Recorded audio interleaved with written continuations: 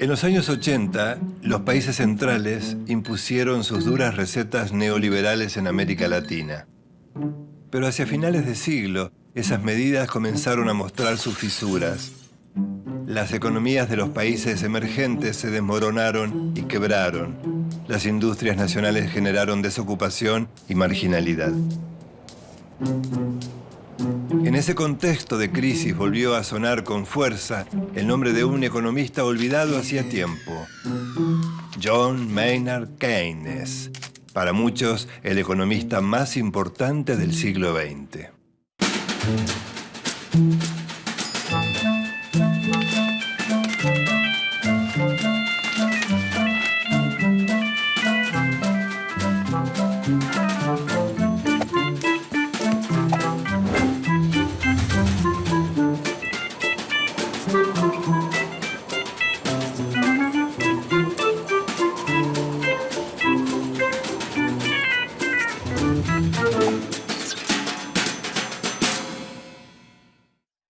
Keynes fue un teórico y académico inglés que propuso políticas proteccionistas y el fortalecimiento del Estado.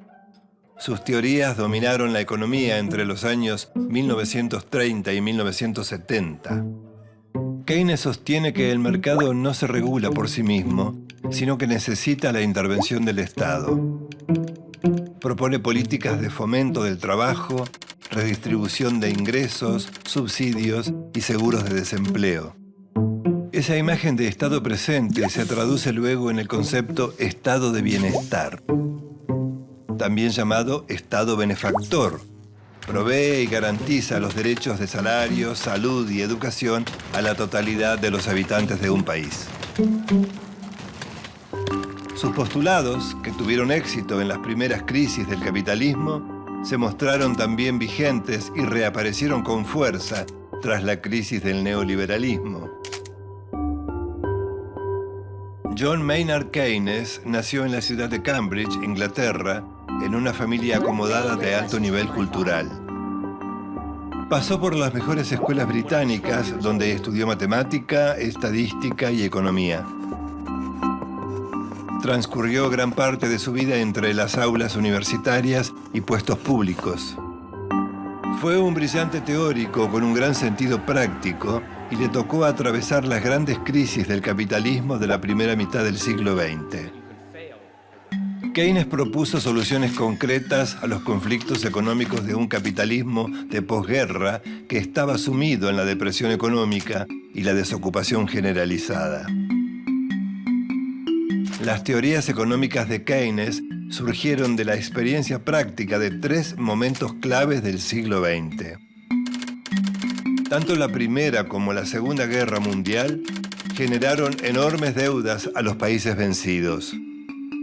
Entre estos dos acontecimientos se produjo la caída de la Bolsa de Nueva York, que dio comienzo a la Gran Depresión de los años 30. En esos momentos, Keynes propuso soluciones que se oponían radicalmente a la tradición liberal, dominante durante 150 años. El liberal Adam Smith, considerado el fundador de la economía moderna, afirmaba que si se dejaba actuar libremente a comerciantes, industriales y bancos, el mercado tendía a equilibrarse. Según el liberalismo, la producción de bienes y servicios y el mercado laboral se regulan por el libre juego de la oferta y la demanda, sin necesidad de ninguna intervención. Habría una suerte de mano invisible del mercado encargada de regular toda la economía, sin intervención alguna de ningún otro factor. Después de la Primera Guerra Mundial, Inglaterra, la economía más grande del mundo, entró en crisis. Esa recesión produjo una aguda caída de los salarios y de los precios. La solución liberal ante el gran desempleo fue reducir los salarios. El gobierno británico además aumentó los impuestos y redujo las obras públicas. También eliminó el seguro de desempleo. La crisis no se detuvo. La moneda inglesa sufrió una devaluación del 26%. El desempleo en Gran Bretaña llegó al 22% y en Alemania y Estados Unidos fue mayor. Ante esta situación, Keynes propuso que el Estado tomara el control de la economía, pero sus propuestas no fueron aceptadas por la ortodoxia liberal. A comienzos de los años 30, en el llamado Viernes Negro, la bolsa de Wall Street se desplomó. La consecuencia directa fueron 13 millones de desocupados. En este contexto asumió la presidencia de Estados Unidos Franklin Roosevelt. El nuevo presidente puso en práctica una serie de medidas propuestas por Keynes. Básicamente, el Estado debía intervenir para garantizar depósitos bancarios y crear un programa de desempleo. En esos años, Keynes dio a conocer su teoría para estimular la economía en épocas de crisis. Su pensamiento revolucionó las ideas vigentes y escandalizó a los economistas ortodoxos. Afirmaba que el libre juego entre oferta y demanda no produce por sí solo el pleno empleo. El Estado debía intervenir en las políticas económicas. La palanca para mover la economía es el presupuesto del Estado, o sea, lo que se llama política fiscal. Keynes plantea que si hay desempleo, los gobiernos están obligados a fomentar la creación de puestos de trabajo. Este argumento se opone a la idea liberal que sostiene que el mercado tiende a regularse por sí mismo. Para Keynes, el nivel de empleo está determinado por la producción. Y la producción está estimulada por la capacidad de compra de bienes y servicios. ¿En qué se diferencia de los liberales? Para Keynes no hay una fuerza automática que garantice el juego entre producción, consumo y empleo. Por eso, la creación de empleo implica fomentar el consumo. En Estados Unidos, el programa de Roosevelt duplicó la producción industrial y en pocos años la economía creció un 50%. Le siguieron tiempos muy buenos a la economía, pero a mediados de la década del 70, el aumento del precio del petróleo puso fin al ciclo de crecimiento y de baja inflación. Tras 25 años de relativa estabilidad económica y ante esta nueva crisis, las políticas de Keynes se mostraron ineficientes. Una nueva teoría comenzó a dominar el mapa de la política económica, el monetarismo. Su máximo gurú, Milton Friedman, retomó los preceptos de Adam Smith. Los monetaristas, o neoliberales, sostienen que un mercado limpio significa que todos los precios se nivelan por la oferta y la demanda. Como la inflación era alta, se propuso reducir la oferta de dinero. Es decir, sacar dinero del mercado. ¿Y cómo se quita dinero del mercado? Pagando sueldos más bajos. En 1979, Margaret Thatcher y el Partido Conservador impulsaron las políticas neoliberales en Inglaterra. Consideraron que la mejor forma de combatir el desempleo era con la llamada flexibilización laboral. Es decir, leyes más blandas que permitieran bajar las indemnizaciones por despido y recortar los subsidios al desempleo.